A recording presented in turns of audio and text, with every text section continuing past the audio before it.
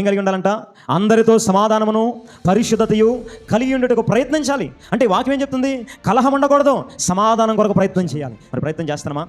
అందరితో ఏం కలిగి ఉండడానికి ప్రయత్నం చేయమంటుంది వాక్యం? అందరితో సమాధానంగా ఉండడానికి ప్రయత్నం చేయండి.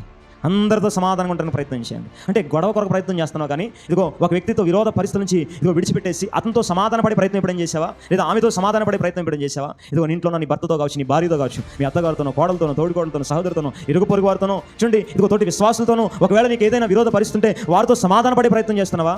అబ్రహాం ఏం ప్రయత్నం చేశాడు? గొడవ పెట్టుకునే ప్రయత్నం చేశాడా? సమాధాన పడే ప్రయత్నం చేశాడా? సమాధానం కొరకు ప్రయత్నం చేశాడు. అబ్రహాము లోతు దగ్గరికి వెళ్ళి ఏం చేస్తున్నాడు? ఇదిగో లోతు, మన ఇద్దరం కూడా బంధువులం కదా, మన మధ్య ఎటువంటి కలహాలు ఉండకూడదు, మనం ప్రేమగా ఉందాం అని చెప్పి సమాధానం కొరకు వెళ్ళాడండి. మీరు గమనించారా? సమాధానం కోసం అబ్రహాం ఏం చేశాడంటే సమాధానం కొరకు అబ్రహాము తానే ఒక మెట్టు తగ్గాడు. నిజమే, వాడు చిన్నవాడు కదా, వాడే రావాలన్నాడు అబ్రహాము? లేదండి, నేను పెద్దోడు కదా, వాడి నా దగ్గరికి రావాలని లేదు అబ్రహాము. ఈయన పెద్దోడైన వయసులో ఈయనే తగ్గించుకుని ఎక్కడికి వెళ్ళాడు? లోతు దగ్గరికి వెళ్ళాడు. చిన్నోడు కదా, వాడే నాతో మొదట మాట్లాడాలన్నాడు అబ్రహాము? లేదు, ఈయన పెద్దోడైన ఎవరు మాట్లాడారు మొదట? అబ్రహామే వెళ్ళి లోతు మొదట. చూడండి, ఈరోజు సమాధానం కొరకు ప్రయత్నం చేసేటప్పుడు ఒక అడుగు మనం తగ్గాలి.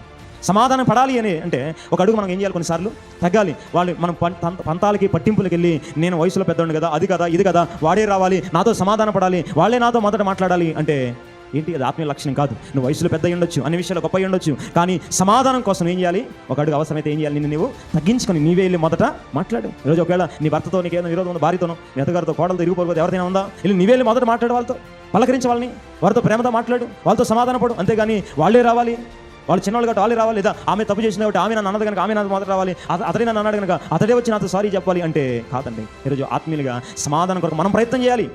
వాళ్ళు సమాధానం పడటానికి ఒకవేళ ప్రయత్నం చేసినా చేయకపోయినా ఆత్మీయులుగా మనం ఏం చేయాలి?